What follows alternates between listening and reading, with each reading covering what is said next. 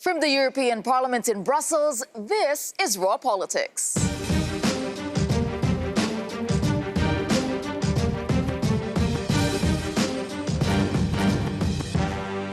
Thanks for joining us tonight, and this is what's coming up. Unlawful and void, a damning defeat for Boris Johnson as the UK's highest court says he was wrong to prorogue Parliament.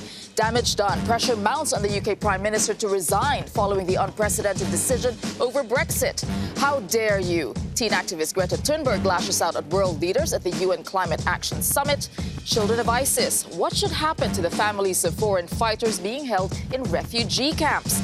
And evil eyeing Trump. The glare from Greta. That has Twitter talking. All right, it is time to meet our panelists tonight. We have Darren McCaffrey, our political editor at Euronews. Darren, what caught your eye tonight? Well, a constitutional earthquake. It was unanimous. It was brutal for Boris Johnson. But the big question, of course, is what does he do next? What does the opposition in the UK do next? And actually, for people here, will it really change Brexit that much? What's the next move? All right, also joining us, Klara Dobrev. She's a Hungarian MEP from the Socialists and Democrats group and Vice President of the European Parliament. So, Klara, what about you? What story are you watching? Well, I am fascinated by the strength and devoutness of young people during the climate strike. So I feel all politicians here are obliged to help this process, and I myself feel obliged to strengthen their movement. You're watching the Climate Summit closely then. All right. Summit. And joining us also, Alexandra Phillips. She's a British MEP from the Brexit Party. Alexandra, what about you? It's got to be that incredible Supreme Court ruling and the bonfire that is British democracy. The bonfire. That's a nice word. OK, that's exactly where we are beginning today with a historic ruling by the UK Supreme Court that could have serious consequences for Brexit. 11 justices decided unanimously that Prime Minister Boris Johnson acted unlawfully when he suspended Parliament earlier this month. Well, Mr. Johnson said that the decision was a matter of procedure. But critics accused him of shutting down the Brexit debate right before a critical deadline. And here is what the president of the Supreme Court had to say.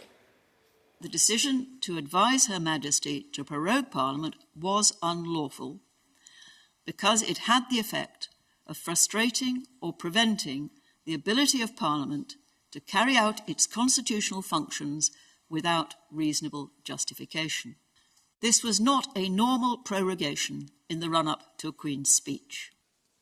It prevented Parliament from carrying out its constitutional role for 5 out of the possible 8 weeks between the end of the summer recess and exit day on the 31st of October.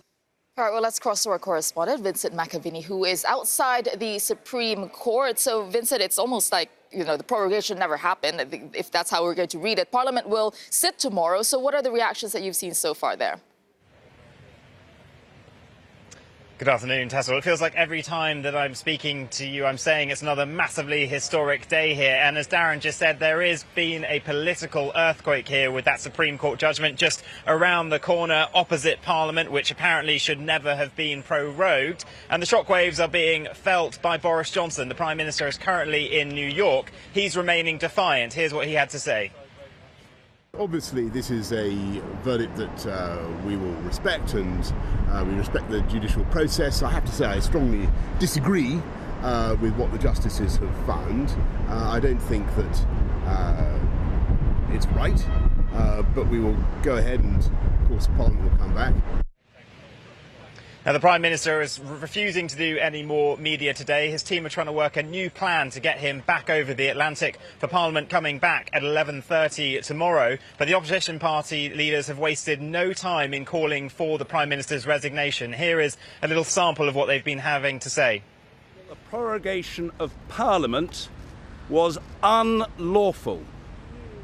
Unlawful because it prevented or frustrated Parliament in the discharge of its core duties, and it did so at a crucial time for our country.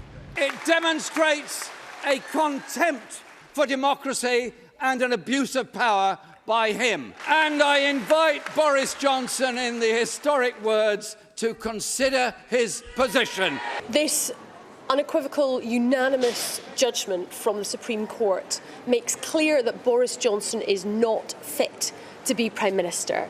He has acted unlawfully in trying to silence Parliament, trying to silence the voices of the people. I think Boris Johnson should resign. This is a Prime Minister who has been found by the UK Supreme Court to have acted unlawfully, seeking to evade scrutiny and without good reason. And if the rules of democracy are to mean anything, then I think a Prime Minister with any honour would tender his resignation today. Well, some of the reaction here of political leaders, but I'm joined now to look at this verdict by Joshua Rosenberg, who is a legal expert here in the UK. Joshua, our Supreme Court is relatively young compared to other countries. How historic a day is it for this court? This Supreme Court was set up almost exactly 10 years ago today, and what it has done is that it has come of age as a result of this decision. It has shown that it is a constitutional court, it is sensitive to the needs of the UK's uncodified constitution. We have one, but it's not written down in a single document, and what the Supreme Court has done, in its view, is to uphold the constitution and maintain the separation of the powers between the legislature, the executive and the judiciary.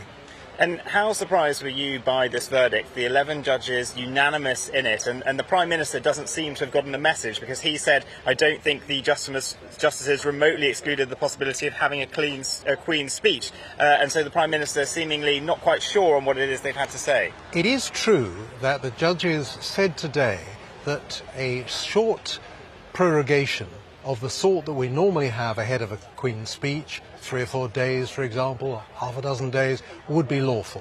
They also said prorogation was within the responsibility of the Prime Minister, and they needed to be aware of the political sensitivities and the experience of the Prime Minister and so on. On the other hand, if you went too far, as he did, by proroguing for 5 weeks, well, they would say that was unlawful. What all that means is that if the Prime Minister wants to go ahead with the Queen's speech on the 17th of October, 2.5 weeks' time, and if he wants to prorogue Parliament towards the end of the previous week, then as I read the judgment, that would be lawful.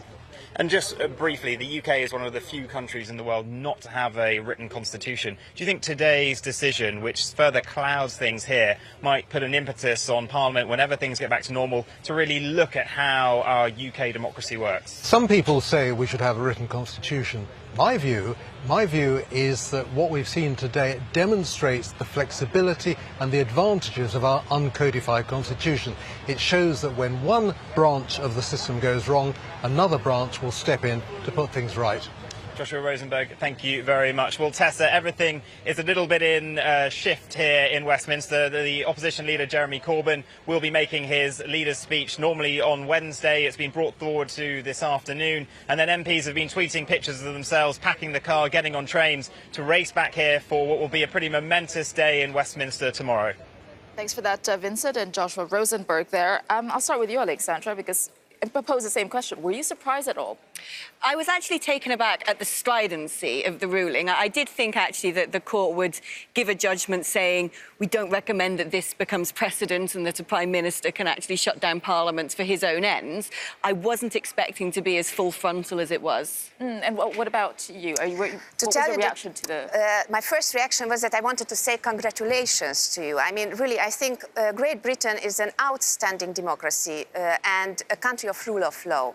You have terrible debates sometimes, heartbreaking, but still your institutions are strong and on place, and I think it showed an example for the rest of the world, especially for my country coming from an illiberal democracy. But the conversation we were having earlier as well about this, Darren, is did the judges overstep here in this case? Well, some will view there's that no precedent. Well, anyway, some will view that they did. Now, as Joshua was suggesting, you know, the British Constitution has proved pretty elastic so far. The one person who will not be terribly happy with all of this is certainly the Queen herself, given that she has got too heavily involved in politics, not her own making, because of what's happened in the last couple of weeks with Brexit. I think the reason I said there's a constitutional earthquake for the UK is because the possibility is that the UK is now moving towards a more American-style system, where essentially, up until now, Parliament has been sovereign, and the government has got its power from Parliament, and now judges essentially are starting to nudge their way into that. Unelected, of course, and open to very little scrutiny, unlike in the United States. So I think today, for the UK, the long-term effect, irrespective of Brexit, and maybe for decades beyond Brexit, is this substantial shift more towards the judiciary having more of the say in the British political system than simply Parliament Is that a itself. good or bad thing, or just a different kind of system? If that is indeed the case, that this is a precedent pushing in that direction that Darren was pointing out. What we can't do is create precedents and basically write an unwritten constitution on the spot as a result of Brexit. These things take a lot of time and a lot of consideration to be done properly. I actually think that in many respects the judgment was right, because if they had gone a different direction, it basically opens up for a future Prime Minister to shut down Parliament at their own whim for long periods of time, and that is certainly not in the best interests of democracy. But as Darren was saying, we've actually survived with an unwritten constitution because Parliament has operated on a series of gentlemen's agreements and precedents and good faith. And that's all been blown apart by the current sitting in the House of Commons, a Speaker who has actually rewritten rules and ripped up previous precedent, essentially to block Brexit. We've entered at the end game now, and I think, you know, desperate circumstances led to desperate It's funny actions. that that's the view of the UK, and that for Europeans, and even Guy Verhofstadt was saying, well, congratulations, this is actually a good thing for British democracy. Yes, modern democracy is about checks and balances. And of course, we have different type of constitutional systems, but checks and balances have to be in place. And I think that was a decision of that today. Okay, you know, we've been using the word historic for what happened today at the, in the British Supreme Court. Well, for more reaction to this story, including calls for Boris Johnson to resign, let's head over to the Cube and Alex Morgan, who will bring us that part of the story. Alex, what's been the reaction? Well, Tessa, look at this. Pretty extraordinary. These are the top trends as I'm talking to you in the United Kingdom. Parliament, Supreme Court, Lady Hale, bye-bye Boris. If I open this full, we go on to Gina Miller, prorogation, Boris Johnson, Boris lied to the Queen, Boris out, John Bercow, Her Majesty. This is pretty extraordinary. The top 10, top 9 at least, filled with talk about Brexit. Talk about this decision in the Supreme Court. What we're seeing here is truly remarkable when you're looking at the kind of scale of the social conversation. Now, we here in the Cube, of course, want to reflect all voices, reaching out and hearing these voices. But let's just bring you what some people are saying here. You've got some users saying any normal person in any normal job who lied, cheated and broke the law, her take on Boris there, would be sacked. No question about it. So why is Boris Johnson still the Prime Minister? Well, then you've got others like Tim Walker from the New European newspaper. Fair to say he is anti-Boris, anti-Brexit. But here we go. Unbelievable hearing a clueless chancellor, he says, like Johnson, saying he doesn't agree with 11 judges. Who the hell does he think he is? Well, this is back to that debate you were just having there, Darren, explaining, talking about what this actually means for the future of relations between the Supreme Court and politicians. But it is not one-sided. Yes, bye-bye Boris might be trending. Yes, we are starting to see the emergence of petitions calling for him to resign. But no, it's not one-sided. Here's the other side here. Molly Giles saying it's hysterical to say the Prime Minister lied and should resign. Until this court decision came in her take, she's the Boris backer, saying that the Prime Minister simply made a call and now he says he'll abide by the court. There shouldn't be talk of him resigning. You've got other people here as well, like Tim Dawson saying when the European election comes, this will play into Boris's hands. Now, let me just bring you some voices we've been reaching out and talking to here in the Cube. One of them here, he's a student from Bath University in the UK, 20 years old. Well, he thinks this election has just been won for Boris Johnson because of this. Have a listen in. I think that despite the embarrassment, this may actually have won the Conservative Party the next general election.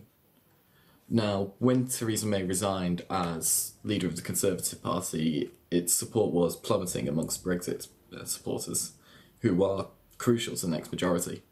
Now, Boris Johnson has since demonstrated that he is willing to do just about everything that he can to achieve Brexit, and this may actually be well received by an electorate who are starting to perceive this as some kind of establishment stitch-up. An establishment stitch-up, really interesting. But on the other side, you've got people like Dr. Jennifer Cassidy, who's a lecturer at Oxford University. This is her take on the latest ruling. And while the verdict itself spoke primarily to the negative and anti-democratic actions of the Prime Minister, what we can take from this, the positive we can take from it, is that the checks and balances system that is a core pillar of any functioning democracy is alive and well in the United Kingdom. So there we have it. Voices from all sides really dominating the debate on social, Tessa. Thanks for that, Alex and our team in the Cube. Simple question for our MEPs. Should Boris Johnson resign? Well, do you know what's very interesting? About a week ago, Boris Johnson said, come on, let's have a general election to sort this out. And everyone on the opposition benches went, no way. The reason they said is we want to make sure you can't leave without a deal first. The real reason, I think everybody knows, is that they don't want to be accountable and face the electorate over Brexit before actually getting Brexit done and dusted and then being able to move on to domestic issues. So if he does resign, what will then happen? Will we be seeing the formation of a unity government imposed upon people, a coalition of anti-Brexiteers who will essentially try and reverse the democratic mandate? Or will we actually see people go to the polls? For Boris Johnson? Well, you could say 100,000 Conservative members. No, but the thing is, look, there was a democratic process, albeit, as you say, a very small proportion of the population got to actually have a say in that, but that is the way that we work in a party political system of representative democracy.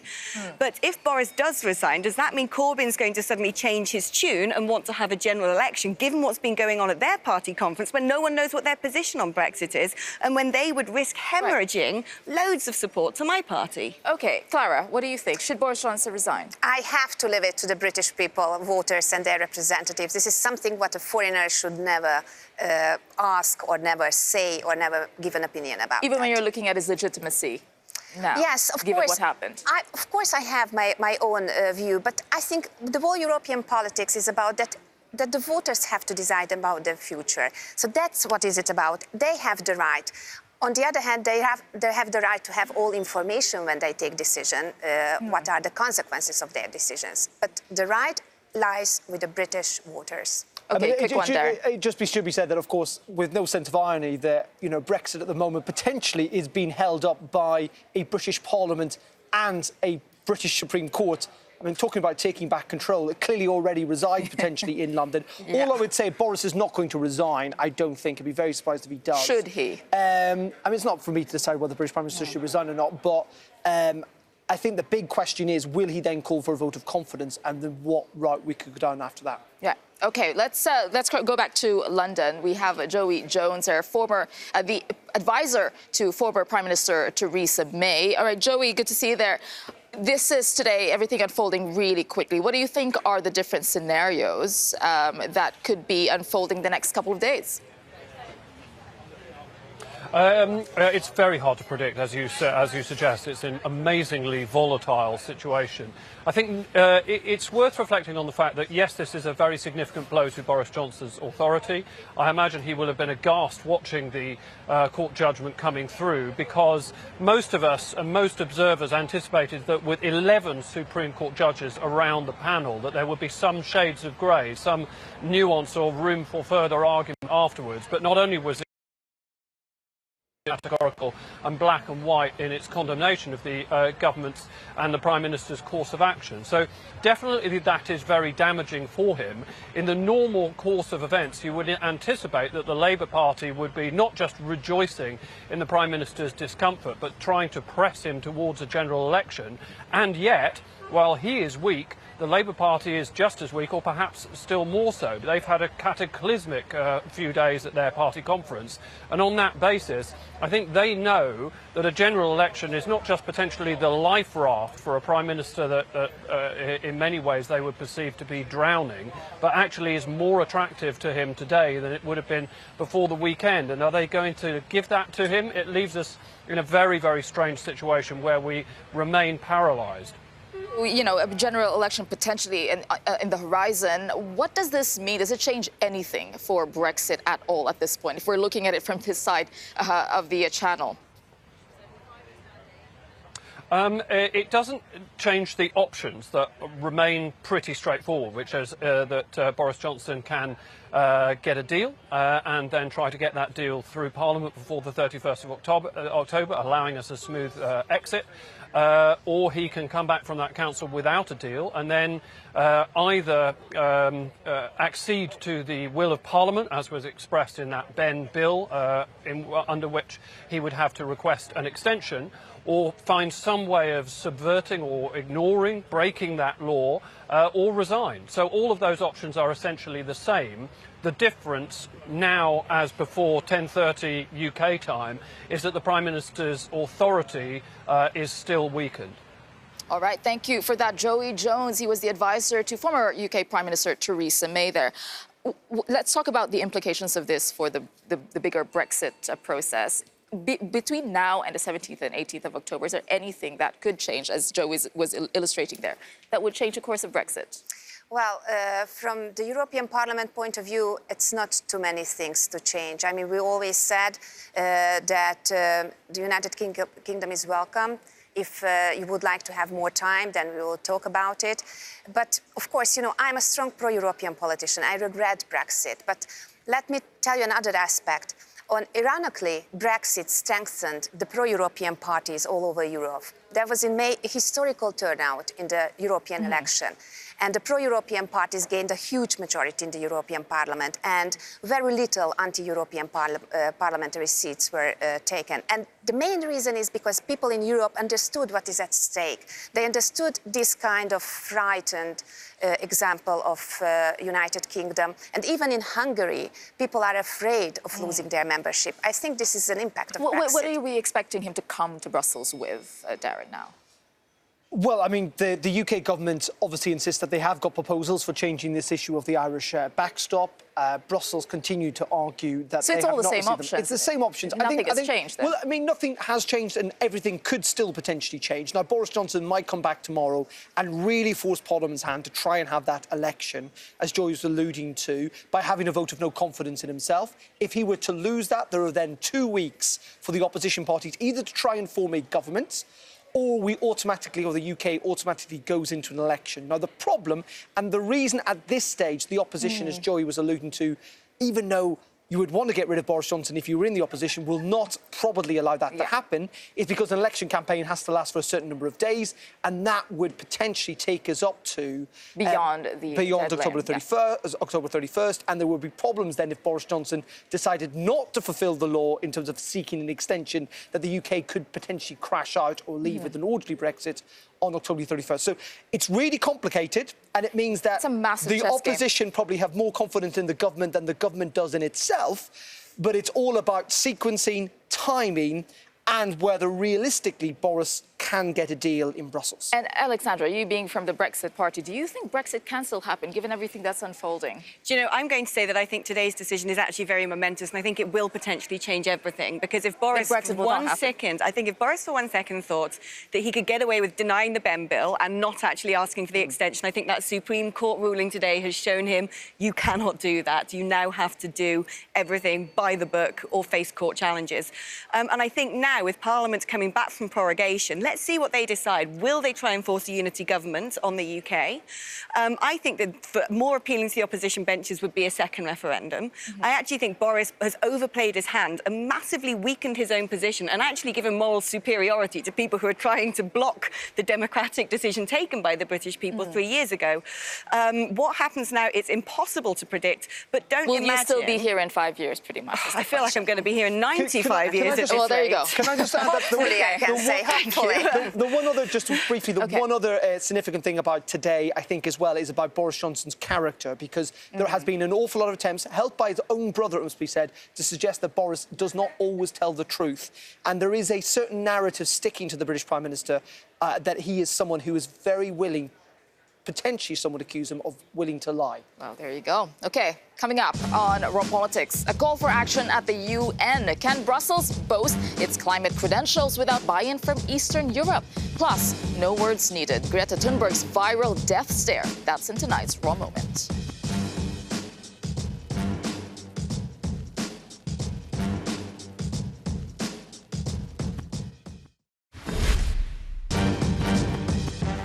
Welcome back to Raw Politics. An extraordinary turning point or overwhelming and insufficient. Takeaways from the UN Climate Summit differ widely. That's depending on who you believe. But for Greta Thunberg, the face of a global climate movement and the teenager who inspired thousands to march for change, the upshot is clear. World leaders have failed a generation and continue to put money ahead of humanity.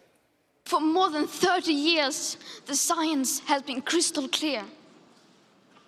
How dare you continue to look away and come here saying that you're doing enough when the politics and solutions needed are still nowhere in sight?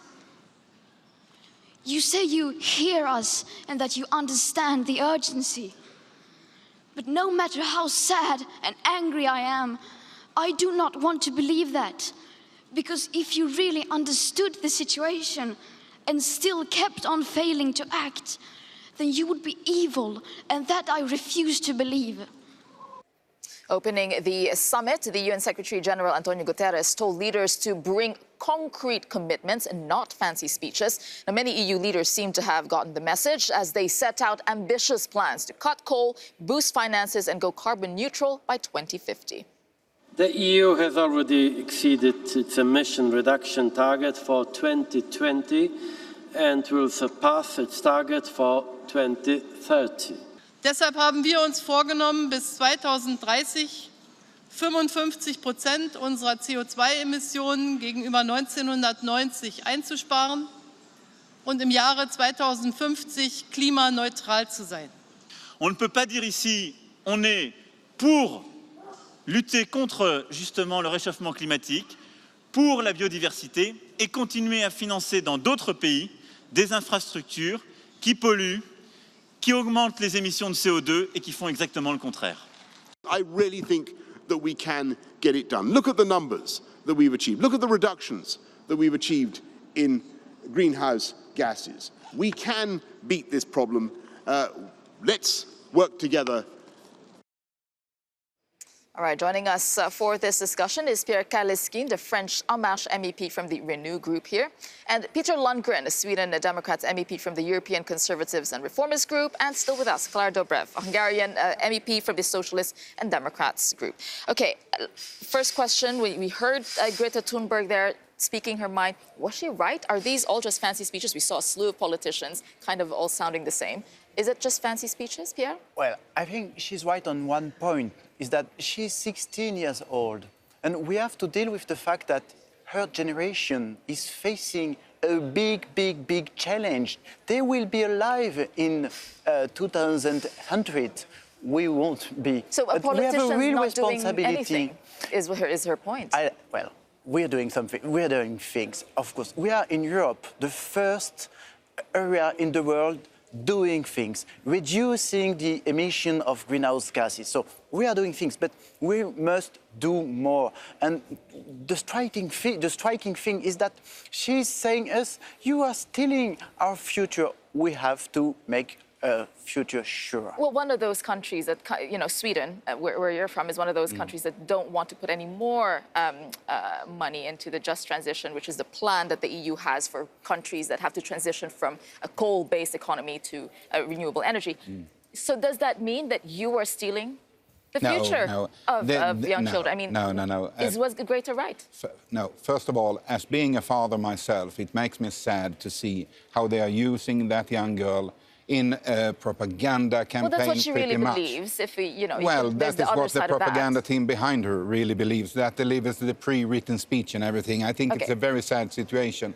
But it doesn't. But look at all those children. Just have to stop you there, because all those children who go out into the street and protest against their future, you know, politicians not doing anything, the climate change march. You can't say that those people were given a script to go out into the streets. No. Of course, when you are young, you are 13, 14, 15, 16 years old, it's fun to take part of events like that, of course, and being there on the street and not having to sit in the very boring classroom, even if the classroom would be a much better place for them to be in.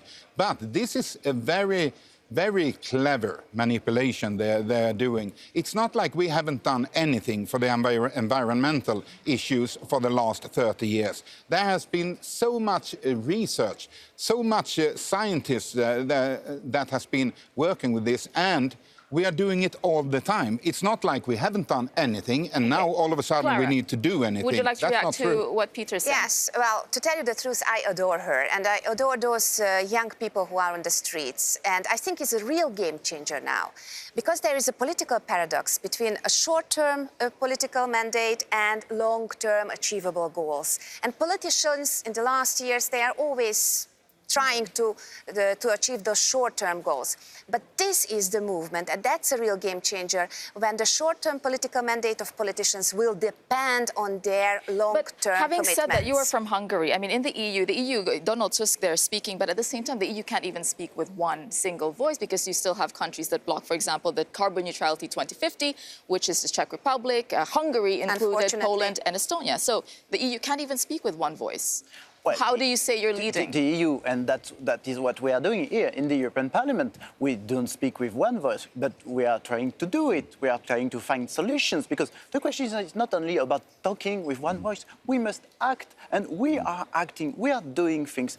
We really need to find solutions. And I think that what we can do in one term, in 5 years, is to create the movement in the political, into the politicians, in the civil society, in the firms, in the NGOs. We have to create this movement on the entire society you talk to about, move you talk to about our solution, objectives. but for example, Poland does not want to say that they're going to phase out coal, and we understand because it's their economy. Hungary had said that. So how do you convince people in the East? And there is an East-West divide. How do you convince Eastern European countries? Well, you don't have to convince the people. That it can be done. That's the point. That it you can don't be have done. to convince the people, because majority of the Hungarian people, especially the young people, What about do Polish agree. people? And the Polish people as well. You have to convince the government, because they are manipulating the people. I think Europe has to do something more, not only to create movements. We have the money, we have the funds. Ursula von der Leyen's program, the Commission program itself, the cohesion policy. We have to use these funds in order to protect our global society and yours. And we have some regulative power. And if someone is not willing to come with, then we have the strength to say stop to them. I'm coming from Hungary, a government who is denying actually climate change. But with all my political power, I'm campaigning against it. Okay, very quickly, Peter, because you said that in the past 30 years, some things have been done, but won't it benefit Sweden as well to do more than it's already doing? Well, we are doing really much, and we are the leading country and to help in the Eastern European countries, for example. Well, it's also that the other countries need to take their responsibility also, of course, to make it an environmental friendly production. But I mean, I'm not worried about the climate. I realize we need to do more effort into it. But I mean, 1972, I was 9 years old. That was when the United Nations says, we have 10 years. Then it's too late. And then every 10 years after that, they say that. Al Gore said that the Europe would be flooded. We wouldn't even be sitting here today. Al Gore was wrong. He said the ice bears will die. They've never been as many as they are today. So, I mean... Okay, but I think in general, you do all agree that something has to be done when it and when we are it does doing to that climate all the change. time. It's not like we are not doing anything. And all eyes will continue to be on that climate action, and we will also be still keeping an eye on it all week here on Raw Politics. Okay, let's move on for now, because here's a question. Should your past stay in the past when you're online? Well, let's take a look.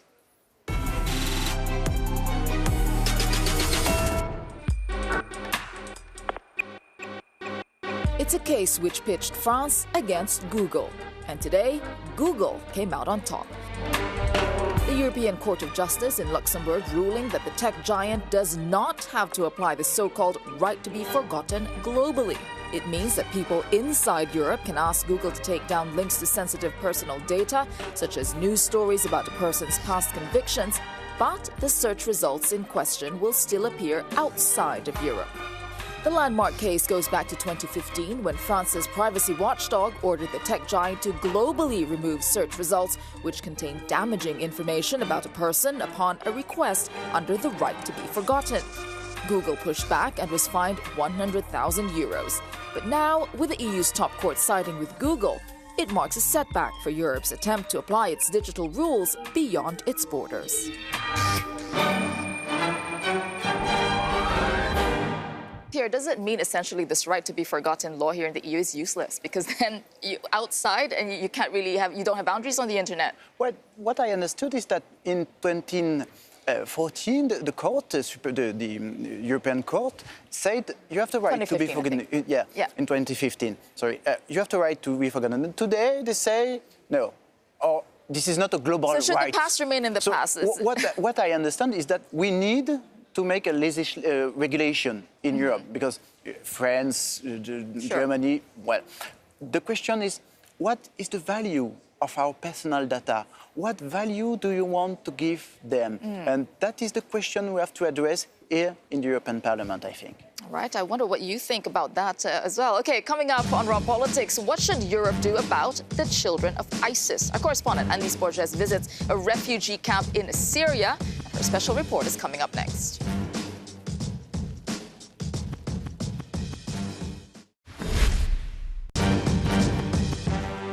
Welcome back to Raw Politics. Europe has been at loggerheads for months over its approach to the repatriation of ISIS fighters and their families. While stuck in detention camps or facing death if tried in neighboring Iraq, our correspondent Annelies Borges, she went to Syria to speak to some of the people facing an uncertain future. And she's joining us now from our headquarters in Lyon. So Annelies, you saw these families in camps and what they're facing and experiencing. Can you tell us about that and what's behind the reluctance in Europe to take them back? Well, Tessa, we're talking about 3 major refugee camps turned detention facilities that were set up to basically host people that were fleeing the war against ISIS. Temporary facilities that are growing increasingly permanent. And these facilities have virtually no medical service, no sanitation, no clean water. And that is where 75,000 people are currently being held. These are families with perceived or actual associations with ISIS fighters, and they include thousands of children like Yahya and Foudail, brothers aged 1.5 and 3, who could claim both Dutch and Belgian passports, but are instead at risk of becoming stateless. When I see them, it's so painful. He thinks that is our house. He don't know what's a real house. It's normal for them. They don't know better than this. Ilham, who asked not to show her face, says she knows her 2 sons are here because of a decision she made, but believes it's unfair that they pay for her mistakes. Do you regret having joined ISIS? Do you regret leaving? Yeah. What I say, 90 years old, and the choice was not good. Because now, how we end up, it was so easy to come inside, and to go outside is so difficult. Is there a message you would like to send to Europe? I don't have a message, but I want to say something. There are so many children. These children, they're gonna grow up, then they will ask why we are still in Syria, why nobody helped us from this situation. And EU governments have indeed shown reluctance in repatriating these people like Yahya Foudail and their mother Ilham, citing security concerns. Indeed, nobody is 100% certain of what these women actually did and what the children have been exposed to. Some fear that they could pose a significant security threat if they're brought back to Europe. I spoke to a psychotherapist who actually traveled to Al-Hol, one of the 3 camps located in northeastern Syria, to evaluate the children from Belgium. And I asked him whether or not they could be dangerous. He said only if they remain there indefinitely. So if they have parents that say these people are bad, we have to kill these people and so on, they will adapt by that and think about that and speak in that way, in these voices. But when you get them out of that and you bring them in other situations, they will change and they will follow these ideas and talk in other voices. There is no psychological theory that would state that these children, by being in this situation and having seen awful things, will be as adults or as children and as adults become dangerous. This is based on I don't know what, and on fantasy. Yes, these are phantoms we are creating. So for now, these phantoms seem to be the ones ruling the collective perception here in Europe. In countries such as France, a recent poll showed that 67% of the French don't want to see the children return to this country. A very sensitive topic, a very divisive issue that is becoming increasingly political. However, the UN continues to urge all foreign countries to repatriate children under the age of 18 and for the creation of child protection programs, specialized child protection programs to ensure their full reintegration into society. All right, thanks for that. Our correspondent Annelise Borges, and you can watch that full documentary, The Children of ISIS, on Friday at 9 p.m. CET, only here on Euronews. And here with us in the studio to talk about it, we have Naomi Long, a Northern Irish MEP with the Renew Group. And still with us is Peter Lundgren, a Swedish MEP with the European Conservatives and Reformists Group. And back with us, Darren McCaffrey. Okay, Naomi, I'll start with you. I mean, it's a very sensitive topic, and there are concerns, where Annelise was saying 67% of French people are worried about the security issues. What's your position on whether children of ISIS fighters should be brought back? Well, I think that there are two very compelling reasons for repatriating children, and I think the first is the human rights of those children and the fact that they are in the conditions that they're in at the moment. I think countries have a responsibility for those who can claim nationality in order to ensure that that doesn't perpetuate. But I think the second and more compelling reason for those who are afraid is that actually they represent more of a threat to democracy when they are left in refugee camps and abandoned. I think it's much better to bring those children here to reintegrate them do you into understand society. what's fueling the fear? Of course from I those, do. Of course I citizens? do. But you can't punish children for the mistakes of their parents. And I think what you need to do is show compassion and reintegrate people, because those who are currently being radicalised in Europe as a result of watching these children and how they're being treated, I think use that as a way then to radicalise other people. And I think that that's a mistake if we allow that to continue. Yeah, a quick one from you, Peter. Wouldn't it be a bigger danger to leave the children out there? No, for me it's very clear. They made a deliberate choice. The parents did, not the children. No, but there is a parent responsibility in this. If you bring children to the world, you have a responsibility for them. Now, if the parents, they're not so stupid, they are going to Syria to join up with ISIS, an organization that hate the Western world, that are beheading people, that are burning people. Surely you can punish the children for this. Parents' bad decision. Go ahead. Well, I mean, are you responsible for your parents' actions? I didn't say I was responsible for their parents' action, but my parents had a responsibility when I was young to take care of me. That is also... And if they failed, the state stepped in. No, I think it's too much of security risk. If children are being abused or abandoned or mistreated by their parents, the state steps in and takes care of those children. And that is essentially the situation we have here. Parents have made very bad, very dangerous choices. I would argue, actually, those parents are better repatriated and jailed for those choices rather than simply left in refugee camps. But I absolutely believe that the children are more of a threat to our security if they're left stateless in Syria to be abused, to be radicalised, and also as fodder for those in Europe who would then try to radicalise I mean, this is a topic that's not going to be going away. It's still an open question there. Everybody's still out there. Okay, yeah, I think it's like 1,300 children from Belgium and France. Are high, and the big question for those countries, of course, are these their own citizens? No, for sure. Okay. Coming up on Raw Politics, in a turn of events, the UK's highest court found Boris Johnson's prorogation unlawful. Well, reacting to this ruling, what do you think? Do you believe Boris Johnson should resign? Your call is coming up after this programme. We want to hear from you. The details on your screen. You can call us at 00800 333 7002. Use the hashtag #RawPolitics on all of social media and look for us on Skype. Our lines are opening soon.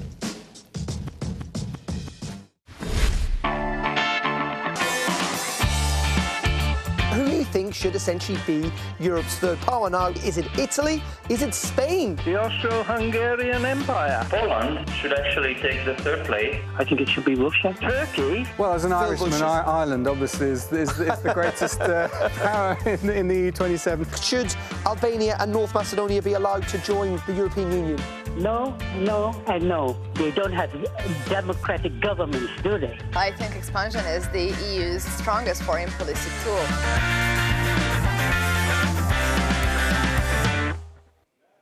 Well, those were some of last week's Your Call highlights from Strasbourg. And tonight we're doing it all again here in Brussels. This week, same time, same place actually, 7 p.m. Central European time. That's after the show, 6 p.m. if you are in the UK and Ireland. And our political editor, Darren McCaffrey, he is hosting tonight and will be joined by Naomi Long, Northern Irish MEP with the Renew Group. Okay, Darren, what are we talking about tonight? Brexit. I'm just going to leave it there. Brexit. A lot on Brexit. Let's have a look. The decision to advise Her Majesty to prorogue Parliament was unlawful. A very British bombshell for Boris Johnson. The United Kingdom's highest court ruling that the Prime Minister's decision to suspend Parliament earlier this month was unlawful. but some Conservative MPs are arguing that the courts should stay out of politics. What do you think? Did British judges go too far? The Supreme Court said that Boris Johnson's decision had an extreme effect on the country's democracy, and it's prompted calls for him to step down. A Prime Minister with any honour would tender his resignation. He is not fit for office. He should resign.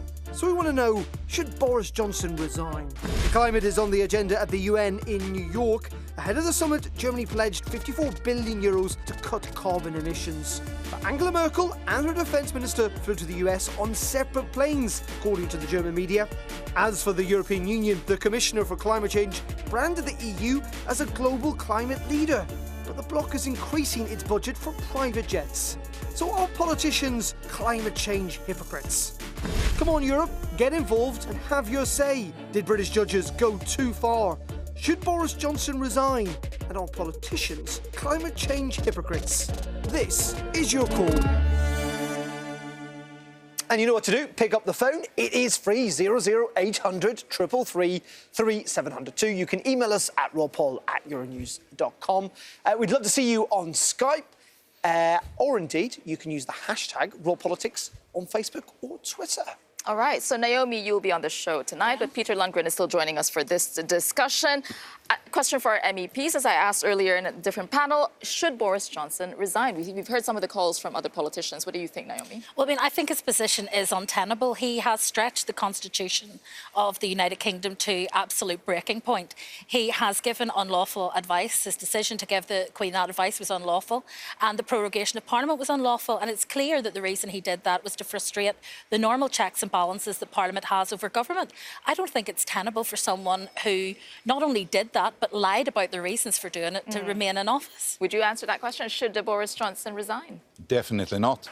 He is now the only one standing up for what the people actually voted for, to leave the European Union, so no chance. Don't leave, Boris. Stay on. A personal plea there. A personal plea. I think it is interesting. If you were to flip this around and you were to say 3.5 years ago, almost, the UK voted to stay in the EU, but that a majority of MPs in Parliament actually wanted to leave, and potentially the judiciary were helping the UK to leave against the public will, would the public be angry about that?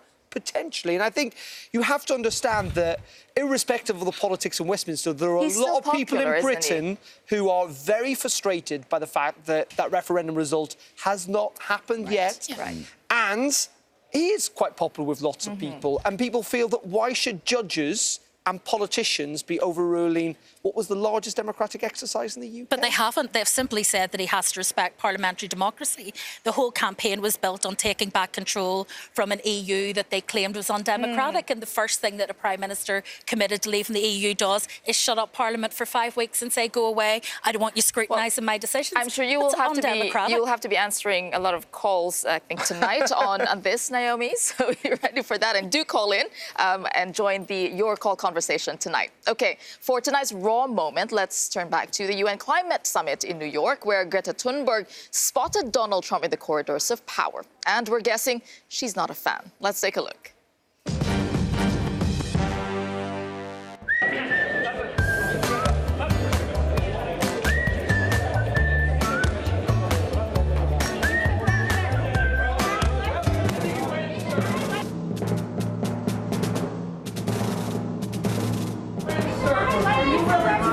Thank you very much. OK, now that was a death stare. It really was. I have to say, though, you know what? Whatever you think about Greta Thunberg, and there are a lot of people who really dislike her, a lot of people who like her as well. I mean, you can't deny she's been an effective campaigner. And it's thoroughly impressive. Would you agree with that? As a 16-year-old. Campaigner. Well, the team behind her has been a really effective campaigner. She is mainly the spokesman for everything. That's a big organisation behind her. But we do see exactly how she feels. Yeah, I mean, I think she's really passionate. I'm ashamed as a father to see what they're doing. No, OK, go ahead. Last word. I think she's really passionate. I meet with young people all the time, and they care about the climate, they care about the environment, they get involved in politics because of it, and I think it's right that they should. OK, thank you. Donald Trump shouldn't cross her, clearly, because he might get whipped back into place. Thank you so much for watching, and do stay tuned. Darren is up next with Your Call. Thank you.